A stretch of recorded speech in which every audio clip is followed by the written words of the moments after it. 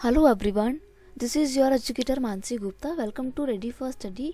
आज हम class 9th की सोशल साइंस यानी कि एसएसटी की वर्कशीट करने जा रहे हैं। ये आपकी एसएसटी वर्कशीट नंबर 90 है और इसकी डेट है 18 फरवरी 2022। ठीक है, तो आज की जो हमारी वर्कशीट का इसका टॉपिक क्या है, वर्किंग ऑफ इंस्टीट्यूशंस। ये आपका टर्म 2 का काफ़ी इंपॉर्टेंट चैप्टर है।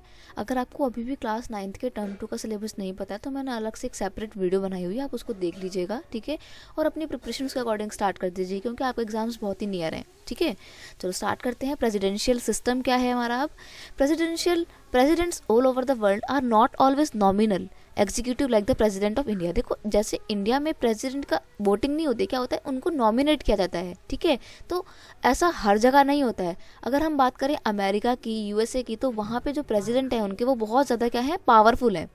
In many countries of the world the president is both the head of state and the head of government, यानी कि गवर्नमेंट का भी हेड होता है और स्टेट का भी हेड होता है। कौन? प्रेसिडेंट। यानी कि प्रेसिडेंट को बहुत सारी पावर मिली होती है। The president of USA यानी कि United state of America is the most well known example of this kind of president.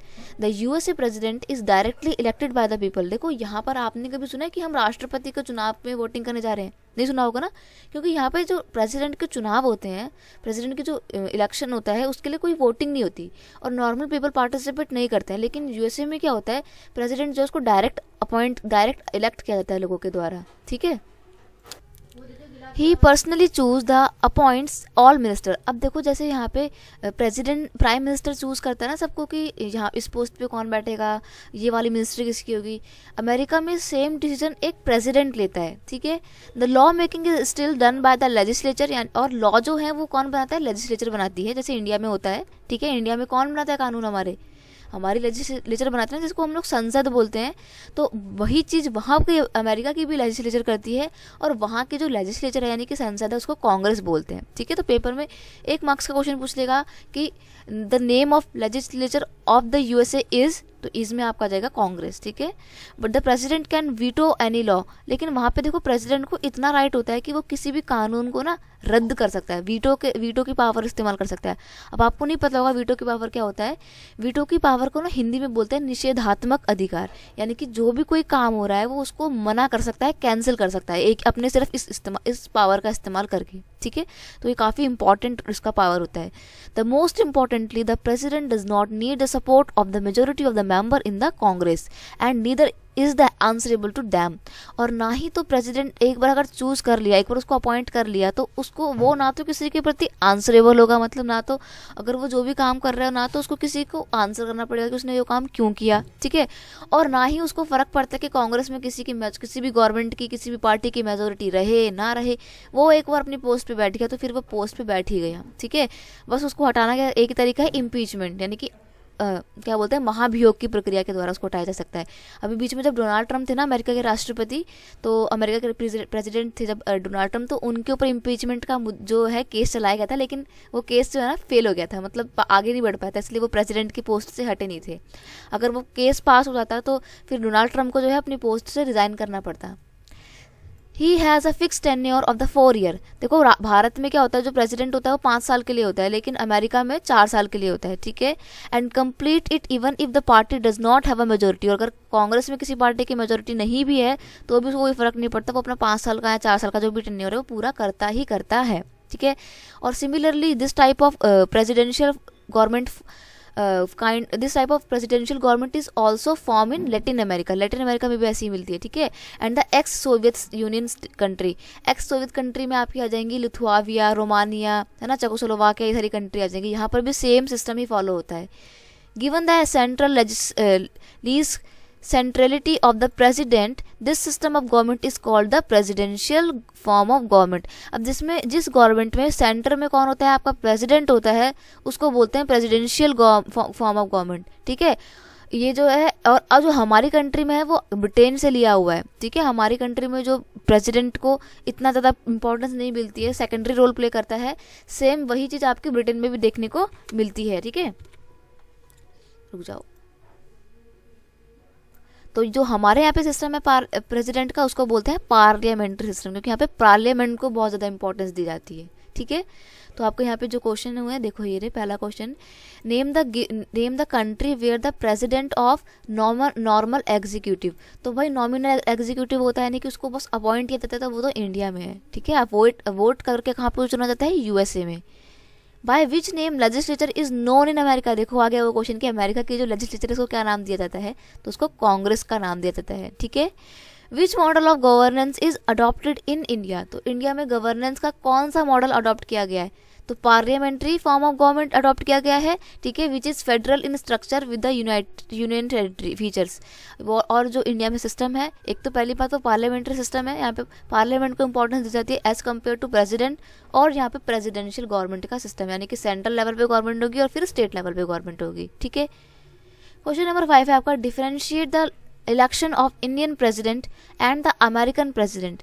Indian president और अमेरिकन प्रेसिडेंट में जो वोटिंग होती है उनमें क्या क्या डिफरेंसेस होते हैं। देखो ये क्वेश्चन नंबर 5 है आपका, ठीक है। क्वेश्चन नंबर 4 जो है वो यहाँ पे मैंने अलग से लिखा हुआ है बॉक्स बना के, तो वो भी बताऊंगी आपको बाद में। पहले क्वेश्चन नंबर 5 पढ़ लो कि भाई क्या डिफरेंस है इंडिया के प्रेसिडेंट में और अमेरिका के प्रेसिडेंट में। तो देखो यूएसए प्रेसिडेंट इज मोर और less directly elected, whereas the Indian president is indirectly elected. सही बात है। अमेरिका में क्या होता है, प्रेसिडेंट का चुनाव डायरेक्ट होता है ना, जनता चुनती है, लेकिन इंडिया में थोड़ी होता है, तो इंडिया में इनडायरेक्टली इलेक्शन होता है। अगर बात करें यूएसए के प्रेसिडेंट की, तो it is a both head of state and the head of government. ये हेड ऑफ स्टेट भी है और स्टेट का भी हेड है और गवर्नमेंट का भी हेड है। वहीं दूसरी तरफ इंडिया में क्या है, इंडिया का जो प्रेसिडेंट है वो only the head of state, ये सिर्फ स्टेट का हेड है, गवर्नमेंट का हेड नहीं है। गवर्नमेंट का हेड प्राइम मिनिस्टर होता है, प्रधानमंत्री होता है, ठीक है। आपका point number 3, American president hold the office for 4 years and can seek re-election only once, while the Indian president hold the office for the 5 years and is eligible for the re-election any number of time। देखो क्या होता है America में, 4 साल का tenure पूरा होता है ना, तो वो 4 साल के बाद ही इलेक्शन होते हैं। मान लीजिए कभी किसी भी रीज़न से प्रेजेंट प्रेसिडेंट ने अपनी पोस्ट छोड़ दी है, तो अभी इलेक्शन नहीं होंगे वहाँ पे, 4 साल का वेट किया जाएगा, ठीक है। और जब तक नहीं होंगे तब तक वहाँ पे जो गवर्नमेंट है, कांग्रेस है, वही किसी भी तरीके से गवर्नमेंट चलाएगी। लेकिन इंडिया में क्या होता है, 5 साल का टाइम पीरियड पूरा होने से पहले अगर प्रेसिडेंट की कोई डेथ हो जाती है या कोई भी रीज़न से वो रिज़ाइन कर देते हैं, फिर दोबारा री इलेक्शन का चांसेस होता है इंडिया में, ठीक है। और मेन चीज़ कि वहाँ पे 5 साल का टेन्योर 4 साल का टेन्योर होता है अमेरिका में, और इंडिया में 5 साल का। पॉइंट नंबर 4 है, the US president is not part of any legislature and is not responsible for the legislature. वो किसी को भी आंसरेबल नहीं होता है, ठीक है। लेजिस्लेचर को क्या जवाब देना है उसको कोई फर्क नहीं पड़ता, वो अपनी चलाता है। लेकिन इंडिया में नहीं है। The parliament include the president and 2 houses, Lok Sabha and the Rajya Sabha. भाई इंडिया की पार्लियामेंट में कौन कौन होता है, एक तो लोकसभा होती है, ठीक है, और एक होता है राज्यसभा, ठीक है, और उसके बाद फिर होता है आपका प्रेसिडेंट। तो प्रेसिडेंट यहाँ पे यूनाइटेड बॉडी नहीं है। क्वेश्चन नंबर 4 आपका बोल रहा है कि what is the main differences between presidential system and the parliamentary system. ये पेपर में बहुत आता है क्वेश्चन, तो इसको अच्छे से लिख लो और लर्न भी कर लेना। पार्लियामेंट्री जो फॉर्म है वो कहाँ पर, इंडिया में है। प्रेसिडेंशियल जो है वो इंडिया अमेरिका में है।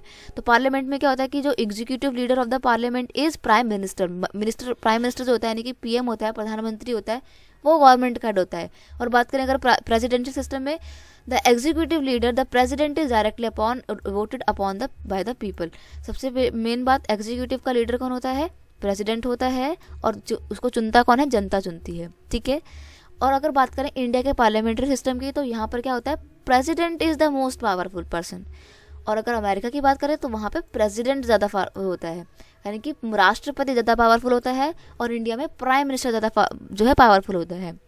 Point number 3, it is more democratic because the executive are accountable to the legislature. देखो देखा जाए तो इंडिया में जो सिस्टम है वो ज़्यादा डेमोक्रेटिक होता है। वो इसलिए ज़्यादा डेमोक्रेटिक होता है क्योंकि यहाँ पे लेजिस्लेचर जो है आंसरेबल होती है, ठीक है, जवाबदेही होती है। कोई भी गलत काम करेगी तो हम उससे पूछ सकते हैं। लेकिन इंडिया में, अमेरिका में ऐसा नहीं है। It is democratic but the executive is not accountable to the legislature.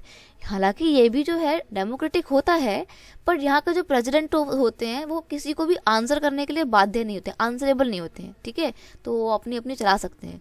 तो ये चीज़ थी थोड़ी सी डिफ्रेंशिएट करने वाली। ये काफ़ी इंपॉर्टेंट क्वेश्चन है, इसको प्लीज़ लर्न कर लीजिएगा। तो बस आपकी आज की वीडियो इतनी ही है। अगर आपको मेरी ये वीडियो अच्छी लगती है तो प्लीज़ वीडियो को लाइक कीजिए, शेयर कीजिए अपने दोस्तों के साथ, और अगर चैनल पर नहीं तो सब्सक्राइब करना मत भूलना। मिलते हैं नेक्स्ट वीडियो में नेक्स्ट वर्कशीट के साथ। तब तक के लिए thank you so much, bye bye.